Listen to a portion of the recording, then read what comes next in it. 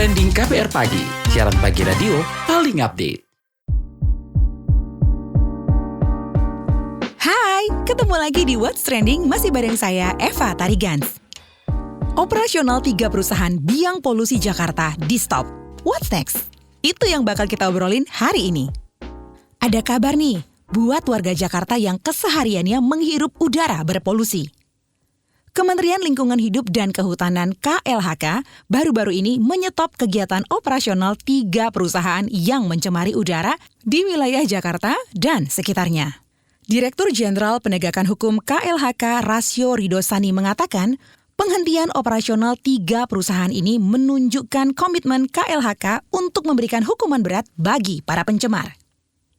3 perusahaan yang dihentikan kegiatan operasionalnya adalah PT Indo Aluminium Intikarsa Industri atau III yang berada di sektor penggilingan aluminium, PT Raja Gudang Mas atau RGM pemanfaat limbah B, dan PT Multimakmur Limbah Nasional atau MMLN pengelola limbah B3 tak berizin.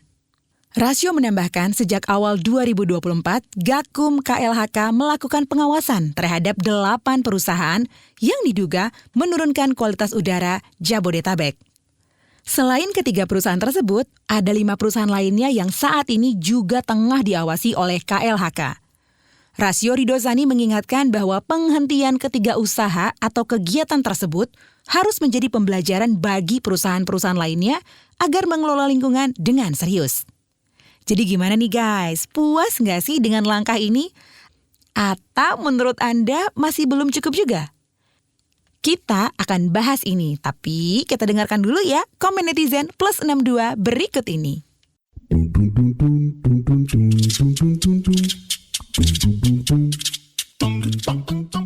Yang pertama, komentar dari @hanxx. Pencemaran udara bukan masalah sepele, tapi merupakan masalah serius yang kita hadapi. Stop bersikap cuek bebek, ya biar gak kejadian tuh susah napas. Makanya tanam oksigen aja dari sekarang ya. Lanjut @siaxx. Kalian ngerasa gak sih kalau kualitas udara makin hari makin buruk aja karena pencemaran udara? Nah, kalau bukan kita, terus siapa lagi yang peduli terhadap lingkungan? @harxx. Polusi udara dari asap kendaraan, asap pabrik, asap rokok, dan lain-lain bisa memicu terjadinya gangguan pernapasan, seperti asma, ispa, dan kanker paru-paru. Selain itu, pencemaran udara juga bisa berakhir pada berkurangnya kadar oksigen di dalam tubuh manusia, sehingga membahayakan kesehatan. @rifxx. Mungkin selama ini gue nggak begitu aware sama perubahan polusi udara di Jakarta. Sampai akhirnya, hari ini sepulang dari Manado bener-bener kaget dan jadi merasa insecure banget. Ternyata udah separah itu polusi udara di Jakarta. Bisa kalian cek, akinya jauh banget bos bedanya. @nafxx. Rutin pantau kualitas udara yang mudah berubah pakai app Nafas ya. @aluxx. Randomly kepikiran buat comparing udara Malang sama Jakarta. @mwxx. Mendorong masyarakat untuk mengurangi penggunaan kendaraan pribadi baik roda 2 maupun roda 4 agar lebih menggunakan alat transportasi umum. Yang terakhir @donxx. WFH Pak solusinya. Selain mengurangi kemacetan, juga mengurangi polusi. Jangan imbauan Pak, gak guna imbauan kalau di Indonesia.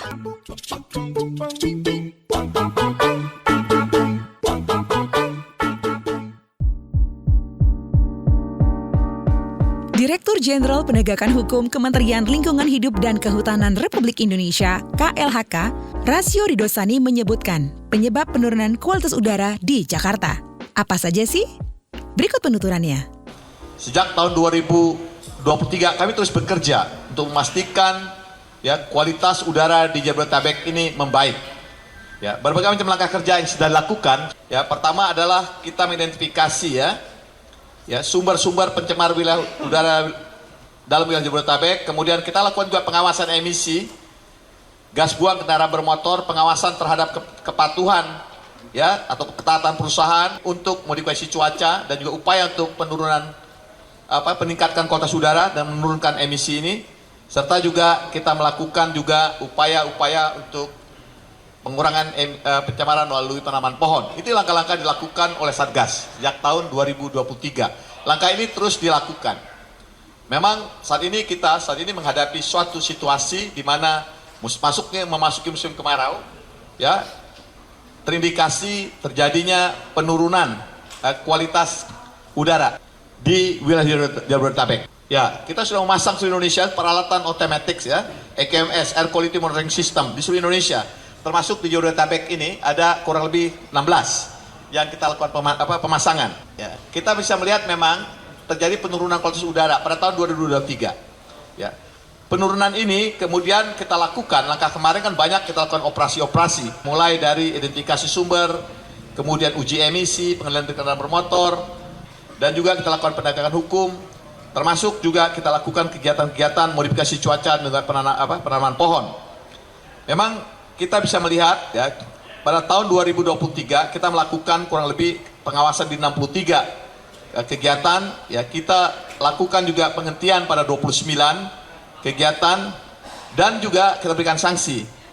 Yang tidak kalah penting juga tahun kemarin kita juga melakukan penghentian, penutupan kegiatan pembakaran secara terbuka. Karena indikasi kami penyebab dari penurunan kualitas udara Jakarta ini paling tidak ada 3 hal. Pertama adanya ya emisi dari kendaraan bermotor. Kemudian emisi dari kegiatan atau usaha seperti pabrik-pabrik yang menghasilkan emisi juga berkontribusi untuk penurunan kualitas udara Jakarta Jabodetabek, dan juga yang ketiga adalah berkaitan dengan kegiatan-kegiatan pembakaran sampah secara terbuka. Lantas, apa sih yang dilakukan oleh Kementerian Lingkungan Hidup dan Kehutanan? Kembali, kita simak penjelasan Direktur Jenderal Penegakan Hukum KLHK, Rasio Ridosani. Saat ini sudah 3 perusahaan ya yang kami tutup ya berkaitan dengan pelanggaran-pelanggaran yang ada kaitannya dengan pencemaran udara wilayah Jabodetabek. Jumlahnya akan meningkat karena tim kami sedang bekerja di lapangan. Ada 100 pengawas yang kami tugaskan untuk memonitoring dan standby apabila terjadi permasalahan-permasalahan atau penurunan kualitas udara yang meningkat, kami akan kirim tim untuk melakukan pengawasan tersebut. Ada 100 dan jumlahnya akan bertambah dengan koordinasi dengan pemerintah daerah. Ya, ada 3 perusahaan yang kita tutup sementara ini, kita hentikan ya untuk baru-baru ini ya, karena yang sebelumnya juga ada 29 sebelum kami tutup. Sekarang ini ada untuk 23, ada 3 yaitu PT RGM, PT MNL, dan juga PT III. Ya, 3 ini kita sudah hentikan dan masih beberapa sedang kami dalamin. Apabila terjadi pelanggaran tentu kami akan lakukan tindakan tegas. Tindakan tegas sebagaimana diperintahkan kepada Ibu Menteri pada kami, pada Pak Sigit dan pada saya, kami akan gunakan semua instrumen penegakan hukum berlapis, baik sanksi administratif termasuk pencabutan izin. Kemudian kami juga akan lakukan penegakan hukum perdata dengan sanksi sengketa melalui gugatan perdata untuk kerugian lingkungan hidup, dan penegakan hukum pidana berkaitan dengan pidana penjara dan juga pidana denda. Ini pidana penjaranya juga sangat serius ya, karena 12 tahun penjara dan denda 12 miliar, serta juga untuk korporasi dapat dikenakan pidana tambahan perampasan keuntungan, termasuk juga berkaitan dengan tindakan pemulihan. Cukupkah langkah yang dilakukan KLHK dalam menyetop operasional 3 perusahaan pencemar udara Jakarta dan sekitarnya? Yuk kita ngobrolin soal ini bareng Tubagus Soleh Ahmadi, Kepala Divisi Perencanaan Wahana Lingkungan Hidup Indonesia, WALHI. Mas Tubagus, gimana nih menurut Anda? Cukup nggak sih langkah KLHK menyetop operasional 3 perusahaan itu untuk memperbaiki udara di Jabodetabek? Pertama, langkah KLHK ini perlu kita apresiasi ya, sudah ada melakukan langkah-langkah tersebut. Itu memang berdasarkan Undang-Undang 32 tahun 2009, itu merupakan langkah-langkah memang yang harusnya menjadi prioritas mereka, termasuk juga upaya soal langkah-langkah hukum yang dilakukan. Nah, tetapi ini harus dipastikan, kita kan belum tahu ya pastinya apakah ini operasionalnya dihentikan lalu kemudian akan dilakukan pemeriksaan secara mendalam, itu kan hasil soal ini segala macam ya, dan kedepannya seperti apa. Nah, langkahnya tidak cukup sampai di situ saja gitu ya. Ini kan kalau kita lihat hanya satu persatu gitu ya. Nah, penting KLHK untuk, kalau kita masih ingat ya, gugatan warga Jakarta gitu ya. Gugatan warga terkait soal polusi udara di ibu kota Jakarta. Nah itu kan banyak langkah-langkah yang harus dilakukan, termasuk juga melakukan asistensi dan supervisi kepada pemerintah daerah untuk melakukan langkah-langkah preventif dan langkah-langkah penegakan hukum. Nah itu yang harus dilakukan. Jadi ini bisa dilakukan secara massal. Nah, kenapa problem pencemaran udara di Jakarta itu selalu ada gitu ya? Karena upaya yang dilakukan preventif secara massal, regulasi yang mumpuni, yang memadai, itu belum ada. Sehingga persoalan dilakukan cenderung satu persatu gitu ya. Setiap ada soal, kemudian temuan, kemudian dilakukan. Nah, ini kan tidak bisa seperti itu yang harus dilakukan. Tapi harus dilakukan secara menyeluruh. Nah, harapannya memang penting untuk di pemerintah daerahnya melakukan upaya-upaya sedemikian rupa gitu ya, terukur dan terarah gitu ya untuk melakukan pengendalian pencemaran udara di beberapa kota. Karena kita tahu bahwa pencemaran udara di Jakarta itu kan terjadi lintas batas ya. Lalu, what's next? Kira-kira apa sih yang berikutnya perlu dilakukan sebagai lanjutan langkah ini? Yang pertama, tidak perlu menunggu regulasi sempurna. Regulasi yang sekarang itu sudah bisa digunakan oleh pemerintah melakukan upaya-upaya secara masif gitu ya. Jadi tidak perlu menunggu sempurna, yang sudah ada ini sungguhnya bisa digunakan. Nah kalau untuk dari masyarakat, peran serta masyarakat yang harus dilakukan begini, hasil penegakan hukum yang dilakukan oleh pemerintah tadi itu informasinya harus diberikan juga ke masyarakat, sehingga masyarakat bisa terlibat dalam memantau tindakan-tindakan hukum yang sudah dilakukan oleh pemerintah. Termasuk juga, kenapa tadi kita bilang bahwa penting untuk di pemerintah daerahnya, agar masyarakat bisa tahu mana sih industri atau aktivitas gitu ya, yang dalam tanda kutip berlabelkan merah atau pencemar gitu ya, supaya masyarakat juga bisa mengawal, memantau, atau memonitoring prosesnya kayak begitu, sehingga karena pelibatan masyarakat kan banyak ya, mulai dari ikut dalam mendukung pengurangan emisi, pengurangan pencemaran udara dan sebagainya. Tetapi dalam hal ini yang paling penting karena kita situasinya darurat polusi udara di Jakarta, maka upaya yang gerakan harus dibangun masyarakat itu adalah mengajak masyarakat untuk secara bersama-sama memantau proses yang sekarang sudah dilakukan kayak begitu. Itu yang utama kayak gitu. Karena kita tahu bahwa tindakan-tindakan yang dilakukan pemerintah ini kan cenderung ketika ada pembicaraan publik itu meluas kayak begitu ya. Kasus polusi udara di Jakarta dan sekitarnya ini kan laten gitu. Dalam bertahun-tahun terus ada segala macam. Kemudian menjadi dalam tanda kutip pemerintah tergerak ketika ada tuntutan dari masyarakat atau ada pembicaraan dari publik kayak begitu. Nah yang kita mau ini kan publik juga harus terlibat dalam diberikan ruang untuk memantaunya secara bersama-sama. Maka kalau pemerintah memang menginginkan ini menjadi sebuah gerakan ya, penyelamatan udara di Jakarta sekitarnya, maka mengajak publik untuk terlibat bersama-sama monitoring langkah, karena banyak betul gitu ya. Setiap kasus-kasus pencemaran udara di Jakarta itu harus segera dilakukan oleh pemerintah untuk meresponnya dengan segera. Nah ini tidak bisa dilakukan hanya oleh KLHK, tetapi harus secara aktif melakukan supervisi kepada pemerintah-pemerintah daerah, dalam hal ini pemerintah provinsi ya, baik itu di Jawa Barat, Banten kayak begitu ya, untuk bersama-sama melakukan langkah-langkah ini. Nah, selain 3 perusahaan itu, memang sumber pencemaran udara di Jakarta dan di Jabodetabek itu apa saja sih? Dan apa aja sih yang perlu ditindaklanjuti oleh pemerintah? Dalam datanya teman-teman koalisi masyarakat sipil, kita tahu bahwa penyumbang udara tergantung ya, kalau dari di Jakarta sendiri atau dari secara keseluruhan. Kalau secara keseluruhan itu terbesar adalah dari pembangkit listrik dan industri ya, yang berada di Jawa Barat dan Banten, yang berkontribusi besar. Nah, tetapi secara administratif yang hanya berdasarkan hanya di Jakartanya aja gitu ya.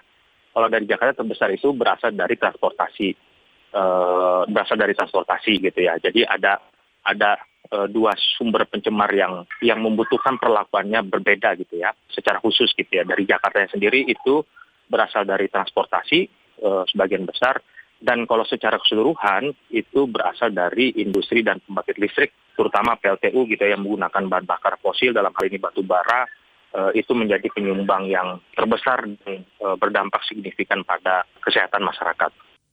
Memungkinkan nggak sih Jakarta tuh punya udara bersih bebas polusi gitu? Terus gimana sih memastikan supaya pencemaran nggak berulang kembali? Itu sangat memungkinkan. Sebenarnya apakah bisa melakukan itu? Bisa, kayak begitu ya. Tapi ini memang butuh keberanian dan melepaskan kepentingan politik tertentu. Karena solusinya sederhana aja. Pemerintah harus segera melakukan transisi energi yang adil dan berkelanjutan. Yang adil berkelanjutan kayak begitu ya. Yakni salah satunya gitu ya, menghentikan atau menutup pembangkit listrik tenaga uap. Itu karena itu kontribusinya paling signifikan kayak gitu ya. Kemudian di phase off lah bahasanya, untuk segera digantikan dengan energi baru terbarukan gitu ya, yang memang ya kadang-kadang solusinya menggunakan energi terbarukan tapi belum tentu adil bagi masyarakat kayak gitu ya. Misalnya tetap menggunakan cara-cara ekstraktif, berada di wilayah-wilayah rentan bencana gitu ya dalam konteks transisi energi. Nah ini harus dipastikan asas soal adil dan berkelanjutan soal transisi energinya.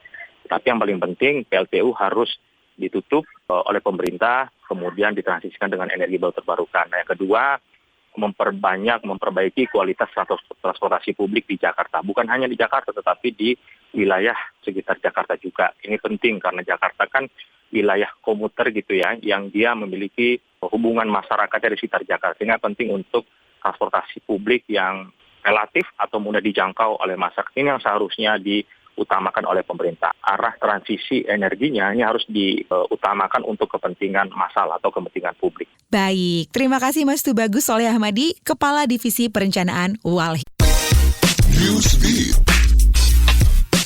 CJ E&M Lifelike Pictures and Base Entertainment bersatu untuk mengadaptasi film Korea populer My Annoying Brother ke dalam versi Indonesia dengan rencana penayangan di bioskop tanah air tahun ini. Film bergenre drama keluarga ini telah memulai proses syutingnya sejak 13 Juni 2024 dan disutradarai oleh Dina Jasanti. Film ini mengangkat tema harapan dan nilai keluarga, di mana ketahanan dalam situasi sulit muncul dari orang-orang terdekat, yakni keluarga dan orang yang dicintai. Film ini akan diperankan oleh Vino G. Bastian, Angga Yunanda, Kathleen Halderman, Christo Immanuel, dan lainnya. Film ini merupakan adaptasi dari versi Korea yang sukses pada tahun 2016 dan dipercaya untuk menyampaikan pesan-pesan universal tentang keluarga dan harapan.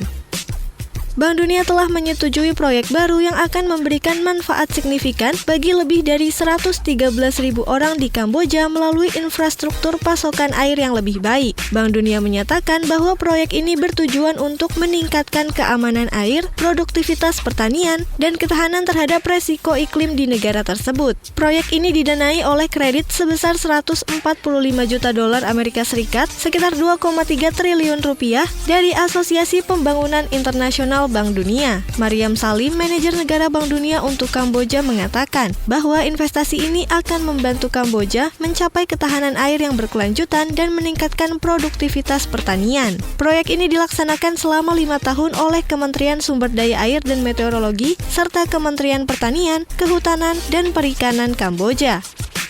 Serial prequel Game of Thrones berjudul A Night of the Seven Kingdoms sedang dalam tahap syuting di Belfast, Irlandia. Beberapa aktor utama telah dikonfirmasi untuk berperan dalam serial ini, seperti Peter Clevey, Dexter Saul Ansel, Finn Bennett, dan lainnya. A Night of the Seven Kingdoms diadaptasi dari novela karya George R.R. Martin berjudul Tales of Dunk and Egg.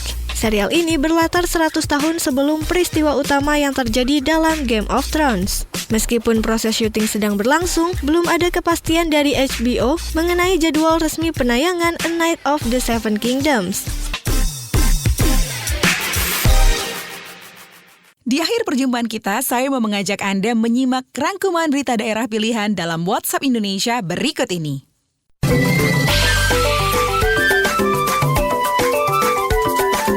WhatsApp Indonesia. WhatsApp Indonesia dimulai dari Jakarta. Istana berkomentar mengenai Mahkamah Rakyat Luar Biasa atau Pengadilan Rakyat yang sebelumnya menggugat Presiden Joko Widodo atas kebijakan-kebijakannya selama 10 tahun menjabat. Sidang digelar di Wisma Makara Universitas Indonesia atau UI Depok, Jawa Barat hari Selasa kemarin. Mereka melayangkan 9 gugatan yang disebut nawadosa, diantaranya kriminalisasi dan diskriminasi, lalu kejahatan kemanusiaan dan pelanggengan impunitas. Koordinator Staf Khusus Presiden Ari Dwipayana mengatakan, kritik merupakan hal lazim dalam negara demokrasi. Ia mengklaim pemerintah terbuka menerima kritik dan menghormati segala perbedaan pandangan di masyarakat. Sementara itu, tenaga ahli utama Kantor Staf Presiden atau KSP, Ade Irfan Pulungan menilai pelaksanaan Mahkamah Rakyat Luar Biasa tidak mewakili sikap keseluruhan rakyat. Tenaga ahli KSP Irfan Pulungan bahkan menganggap Mahkamah Rakyat menjadi anomali jika menilik tingkat kepuasan terhadap pemerintah Jokowi yang masih tinggi berdasarkan survei Litbang Kompas. Sebelumnya, salah seorang peserta sidang Mahkamah Rakyat yang juga aktivis hak asasi manusia, Fatia Maulidianti menyebut praktik kriminalisasi dan pembungkaman terhadap masyarakat kian masif pada era kepemimpinan Jokowi. Sementara itu, juru bicara PDIP Ciko Hakim mengatakan, masyarakat berhak mengkritik dan mengoreksi kebijakan presiden yang dianggap tidak pro rakyat. Selanjutnya menuju Solo, Jawa Tengah. Akademi Komunitas Tekstil Solo mengkhawatirkan ambruknya industri tekstil dan produk tekstil nasional. Direktur AK Tekstil Solo Wawan Ardi Subakdo mengatakan dampak tidak langsung pada angka penyerapan tenaga kerja lulusan kampus ini. Menurut Wawan, selama ini ribuan mahasiswa lulusan akademi ini terserap dalam mitra pabrik tekstil yang berjumlah hampir 60 perusahaan skala besar. Lebih lanjut, Wawan menjelaskan peminat studi di kampus ini juga bertambah. Per tahun, kampus ini menerima mahasiswa baru 200 hingga 300 orang. Lulusan per tahun juga sama dengan jumlah mahasiswa per angkatan. AK Tekstil Solo memiliki 3 program studi, meliputi D2 Teknik Pembuatan Benang, D2 Teknik Pembuatan Kain Tenun, dan D2 Teknik Pembuatan Garmen. Terakhir mampir Bojonegoro, Jawa Timur.